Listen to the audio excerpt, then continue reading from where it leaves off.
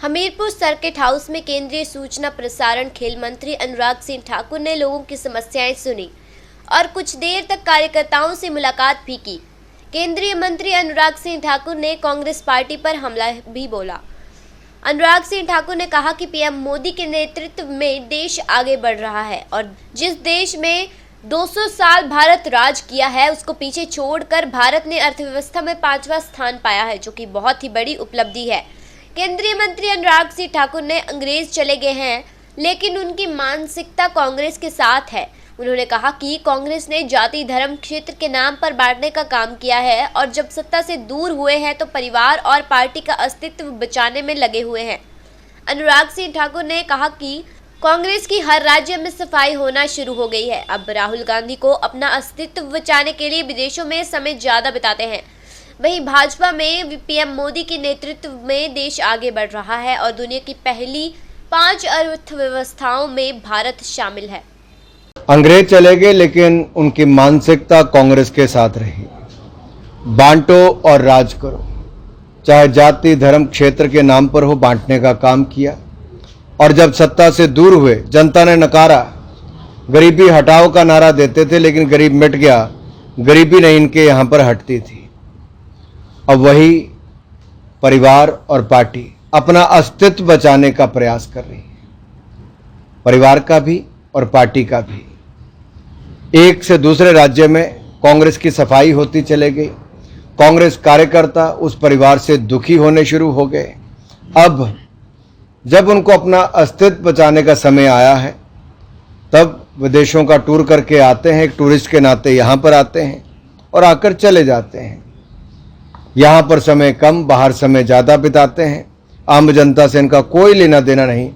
दूसरी ओर भारतीय जनता पार्टी है, जहाँ नरेंद्र मोदी जी के नेतृत्व में देश आगे बढ़ रहा है। दुनिया की पहली 5 अर्थव्यवस्थाओं में भारत है। जिस देश ने हमारे ऊपर 200 साल राज किया उसको पीछे छोड़कर 5वां स्थान भारत ने दुनिया की अर्थव्यवस्था में पाया है। ये बहुत बड़ी उपलब्धि है। कोविड के समय के लिए गए निर्णय, चाहे वो प्रोडक्शन लिंक इंसेंटिव स्कीम हो, आत्मनिर्भर सोच को आगे बढ़ाने की बात हो, भारत से एक्सपोर्ट रिकॉर्ड करने की बात हो, यहाँ पर पूंजी निवेश रिकॉर्ड आने की बात हो, यहाँ पर लगातार हर क्षेत्र में आगे बढ़ने का काम हो, वैक्सीन बनाने का और 200 करोड़ से ज़्यादा लगाने का काम हो, 80 करोड़ से ज़्यादा गरीबों को मुफ्त में अनाज देने का काम हो। ये सब किया तो मोदी सरकार के समय हुआ और अर्थव्यवस्था भी न केवल पटरी पर आई बल्कि तेजी के साथ आगे बढ़ी। जीएसटी कलेक्शन भी लगातार 1 लाख करोड़ से ज़्यादा बढ़ी, कभी 1,63,000 करोड़, कभी 1,34,00,000, तो अब 1,40,000 करोड़ भी। ये अपने आप में दिखाता है कि मोदी सरकार के निर्णयों के कारण भारतीय अर्थव्यवस्था और मजबूत हुई है और दुनिया की पहली 5 अर्थव्यवस्थाओं में आकर खड़ी हुई है। जांच एजेंसियां अपना काम करती हैं और नेशनल हेराल्ड घोटाला मैं चाहता हूं देश के मीडिया को विस्तार में बताना चाहिए।